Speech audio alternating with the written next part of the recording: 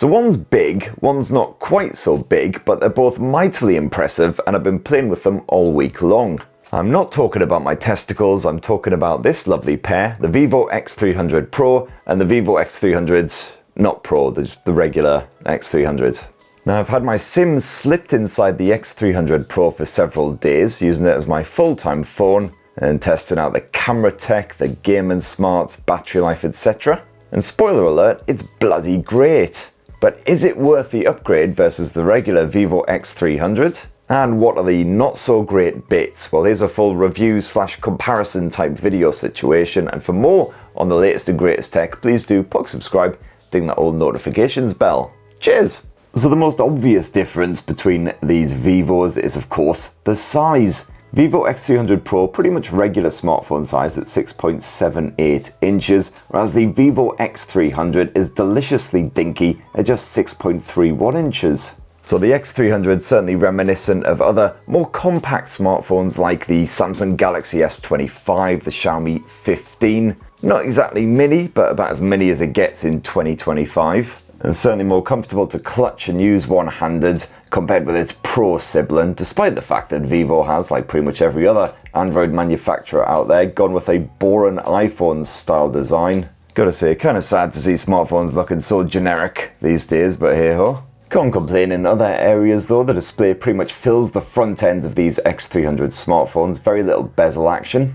And around back you've got yourself a big old circular camera bump. It's a proper chunkster, sticks out even further on the Pro than it does on the regular model. Good thing about these camera bumps is they can be used as a handy finger shelf if you are having to use these phones one-handed to keep them nice and stable.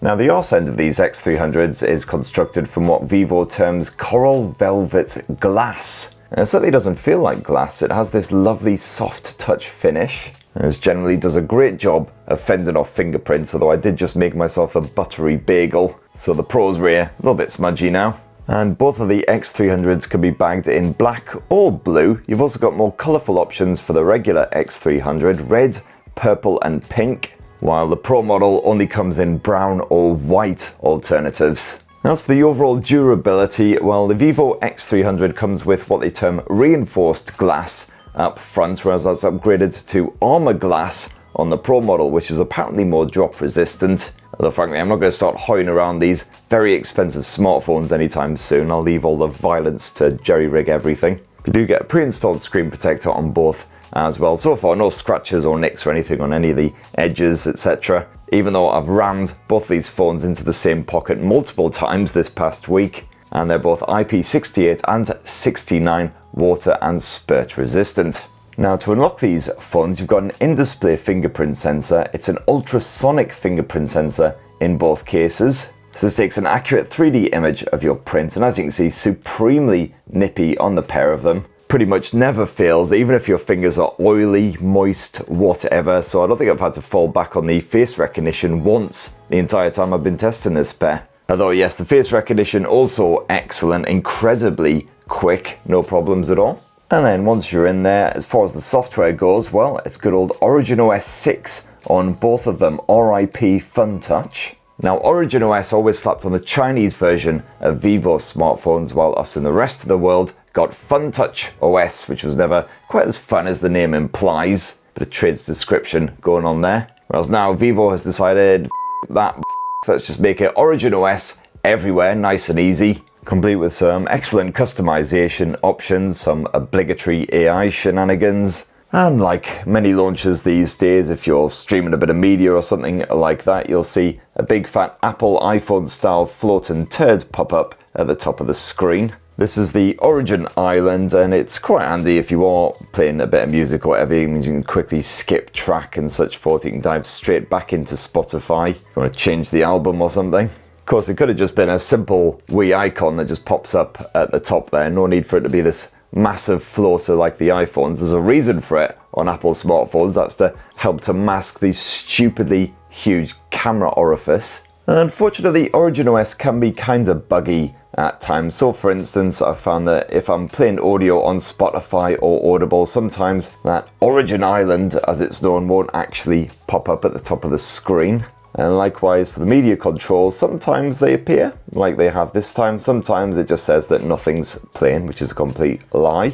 And I've also found that fairly regularly the fingerprint sensor won't work when the Vivo X300 Pro is on that always on display. You'll still get the animation, the ripple effect and everything, but it won't actually unlock the phone. Of course it's working fine now that I'm actually showing it on camera. So I still a few wee kinks to iron out, shall we say, but overall quite like the OriginOS experience. It's pretty smooth, pretty slick, highly customizable. And if you want to know more and you're not entirely sick of the sound of my voice banging on about it, well, good news, I've done a full dedicated video all about OriginOS, which is live right now. And on the storage front, my review model of the X300 came with 256 gigs of this stuff, whereas that was doubled to 512 on the Pro. But of course, as always, the configs on offer will vary by region, so check your local Vivo website. If indeed you have a local Vivo website here in the UK, we bloody don't, it's an import job. And the only real difference between this pair when it comes to the display tech is, of course, the size of the ruddy thing. 6.31 inches on the regular Vivo X300, whereas that's boosted to 6.78 inches on the X300 Pro. So yeah, if you do a lot of gaming, watch a lot of movies, etc. on your smartphone, then you're probably going to be leaning towards the Pro model. Although to be fair, I found that gaming on Wuthering Waves, etc. here on the X300 perfectly comfortable and enjoyable. It's a Zeiss Master Color panel, as Vivo terms it, on both of these smartphones, which means quite natural looking colors. You can boost them in the display settings to make them bolder and brighter. Gorgeous contrast on both of these as well. Inky blacks, nice crisp clean whites. You got HDR10 and 10 Plus support on both of them, but only the Pro seems to support Dolby Vision streaming, at least in Netflix. And both phones scale from a singular nit all the way up to approximately 2000 nits of brightness. Certainly outdoor viewing, not a problem whatsoever. Can counter any kind of nasty glare, while also scaling right back for a comfortable, easy on the eye experience in the evenings. Speaking of which, you've got all kinds of eye comfort mode shenanigans slapped on this pair, including 2160Hz PWM dimming if you are sensitive to that OLED flicker. And here on the Pro model, you've also got what they call circularly polarized light. Apparently this can mimic natural light to further reduce exposure to blue light. And frankly, I think they're both excellent in that area, so I wouldn't worry too much about it. And they both max out at 120Hz refresh rates, nice and silky smooth for your supported apps. And both the Vivo X300 and the X300 Pro sport a stereo speaker setup, and it's not the most powerful audio output around. I've certainly heard louder and beefier, but the bass reasonably decent for a smartphone. The X300 certainly keeps up with its larger sibling rather well when it does come to the volume, although the clarity slightly more impressive on that Pro. Of course, neither phone has a headphone jack, pretty much standard these days, sadly, but the Pro, the Bluetooth streaming has been absolutely flawless this past week, even when I've been out and about in crowded areas. No Dolby Atmos support or anything like that. What you've got instead is Super Audio, which is set to Smart by default. You can also customize the sound based on how bloody old you are. Good to see I still fit in that bracket with 30-year-olds. Even though my hearing's completely bollocksed from far too much ravey-davey gravy action back when I was a youngin'. And performance is pretty easy because both the X300 and that Pro model are powered by Mediatek's fresh new Dimensity 9500 chipset. And that's Mediatek's beefiest chipset right now. It was also crammed inside of the Oppo Find X9 smartphones, and it's backed by 12 gigs of RAM here in the regular X300, and that's upgraded to 16 gigs in my Pro review model.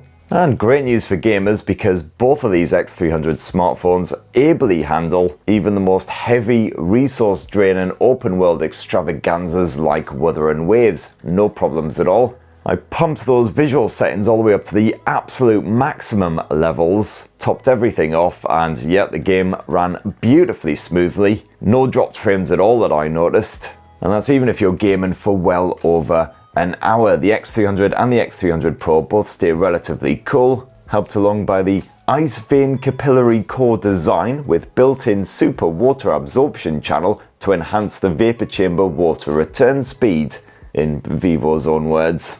All sounds suitably fancy pants, but yeah, the coolant tech did its job well, only very slight heat build-up. These phones never got more than just slightly warm really. And that also goes for when I was shooting 4K video at 60 frames per second on them, they didn't get more than slightly warm to the touch. And like most modern flagships, you've got whopping great batteries stuffed in here as well. It's 6040 milliamp hour capacity on the regular Vivo X300. That's upgraded only slightly to 6510 milliamp hours on the Pro. Now I've been testing the Pro, of course, as my full-time smartphone. The battery life has been absolutely stellar. So even on the longest, most demanding of days where I've had to use Android Auto for a good couple of hours, I've been doing a good hour or so of video chat action, plenty of camera play, etc, etc. Still managed to finish most of those days with around 25 to 30% battery life remaining. And that's with approximately 7 hours of screen on time full on use, and of course Spotify and Audible streaming in the background on top.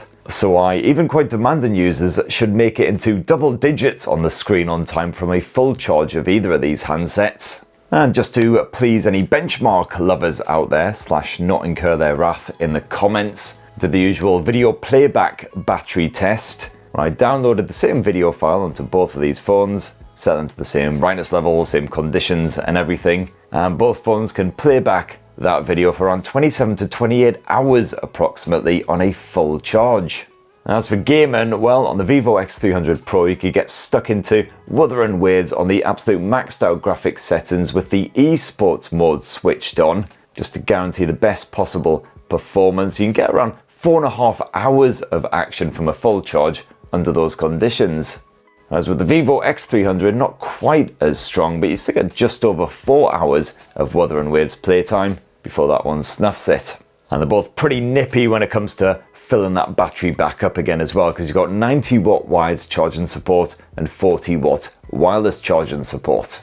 Well kiddies, we're at the arse end of our lovely Vivo X300 comparison and review, but let's just finish up with a good old squint at that camera tech. And the optics may be Zeiss branded on both, but it is very different hardware, although you do get the same T-Star coating on both, just to help reduce flaring and other light-based issues that might otherwise bollocks up your pics. And the Vivo X300 Pro sports a 50 meg LYT 828 sensor. That's going up against a 200 meg HPB sensor here on the regular X300, which might sound more impressive. But that 200 meg sensor not quite as large here on the X300. It's a 1/1.4 inch sensor compared with 1/1.28. Because both pretty big for smartphone camera sensors, and an almost identical equivalent focal length as well, 24mm versus 23mm. And as usual, Vivo offers a choice of filters as well. This is stuck on Vivid by default, but you can switch to Zeiss if you prefer a more natural vibe to your pics. Because with that Vivid mode, it does artificially boost the brightness and therefore the colors. And the Vivo X300 Pro doesn't just boast a bigger sensor, it also upgrades the image processing smarts with a separate VS1 imaging chip. This can boost the shooting speed while also reducing noise in low light.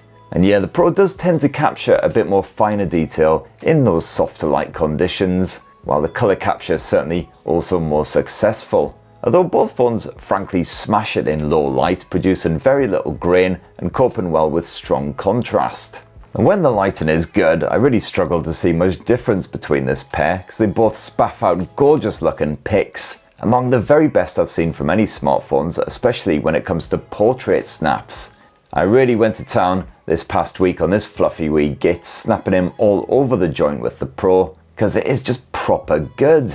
Very little effort to produce some stunning looking pics. Only very occasionally did I get a dodgy snap, usually when the little sod moved just as I tapped the shutter button. So yeah, sadly not even the Pro completely infallible when it comes to a moving subject, but still pretty good compared with a lot of the competition. Now when it comes to the telephoto shooter, the Pro actually uses that same 200 meg HPB sensor that the regular X300 uses as its main sensor. And that's compared with the 50 meg LYT 602 sensor used here on the regular X300, which is considerably smaller at 1/1.95 inches. And quite a difference in the equivalent focal length, as you can see there as well. 85mm here on the Pro versus 70mm on the X300, so you do punch in further on the Pro. And yes, the X300 Pro can unsurprisingly capture more detail from an extreme distance compared with the X300, though the regular model again doesn't underperform in any way. And probably around the 30 times zoom mark is where you want to max out with this pair if you want a photo that still looks decent on a laptop or tablet screen. Likewise, the Pro performs better in low light, once again serving up significantly more fine detail compared with its regular X300 sibling. And then both phones use the same Samsung 50 megapixel GN1 sensor for their ultra-wide shooter, so not too shocking that the results are almost identical and pretty decent even at night. And both the X300 and the X300 Pro serve up a 200 megapixel high resolution mode, though of course the X300 Pro needs to use the telephoto shooter, as that's the 200 meg sensor, whereas on the regular X300 it's just the main sensor. And quite the difference when it comes to video capture, because you can shoot up to 8K resolution footage here on the X300 Pro, whereas as you can see there, maxes out at 4K resolution here on the X300. Brace yourself for some proper techie chat. The X300 Pro supports 4K 120 frames per second Dolby Vision video capture, as well as 4K 120 frames per second 10-bit log video with both the main and the telephoto cameras. Meanwhile, the X300 supports 4K 120 frames per second regular HDR video, not Dolby Vision. You've also got 4K 120 frames per second 10-bit log capture using just the main camera, this time not the telephoto shooter. Now you can also record a bit of 4K 60 frames per second portrait video action with both of them. And both Vivo phones can capture good looking home movies, although the Pro is a clear champ when you switch to the telephoto shooter and zoom in beyond the sort of 5 times level. It's quite handy for shooting pets in their natural habitat without getting right up in their fuzzy faces. And while the Vivo X300 Pro does again typically outperform the regular X300 when it comes to shooting low light video, there's not really much in it at all. The footage on the regular X300 is still pretty bloody good, not too much grain creeping in there, doesn't look flat or lifeless. And around the front end of both of these Vivo X300s, you've got a 50 meg selfie shooter using Samsung's GN1 sensor. You've got a bit of autofocus action as well, so it doesn't matter if you move around the place, it can keep you nice and crispy. And this can record at 4K resolution at up to 60 frames per second on both of these smartphones, again with HDR or Dolby Vision support. And with the X300 Pro, Vivo is also offering an optional photographer's kit, which basically offers another tele-extender lens similar to what I tested out on Oppo's Find X9 Pro. Now I haven't tested it out here on the Vivo, I've just had a brief play at a hands-on with Mediatek. And these tele-extenders can be quite fun to play around with at a gig, for instance, if you're trying to get some pics or some footage of a stage and you're quite far away, which of course people behind you are going to absolutely love that. Or also possibly snapping nature pics again from a distance, but they are a minor ball ache as well. You've got to carry around this big old chunky lens. It takes a wee while to sort of set it all up. You can't use the other lenses while that is slapped on there, so you're constantly slapping it on, taking it off, etc. But yeah, if that's what you want, then you got to go Pro. And there you have it, my lovelies. That's what I reckon of the Vivo X300 and X300 Pro, a pair of absolutely banging flagship blowers. And even though I've been testing out the Pro, I think I'd probably rather settle for the X300. It might not have quite as strong camera hardware, not quite as big a battery, but the fact that it's more dinky, more compact, I really do love that very much. And honestly, the camera is still fantastic. The battery life is excellent. Performance just as good as that Pro. Got the same gorgeous display and everything. It's basically the same OriginOS software experience as well. That's what this knackered old northern prong reckons. It'd be great to hear your thoughts on the Vivo X300 and the X300 Pro down below. Please do subscribe and ding that notifications bell for more on the latest and greatest tech. And have yourselves a ruddy, wonderful rest of the week. Cheers, everybody. Love you.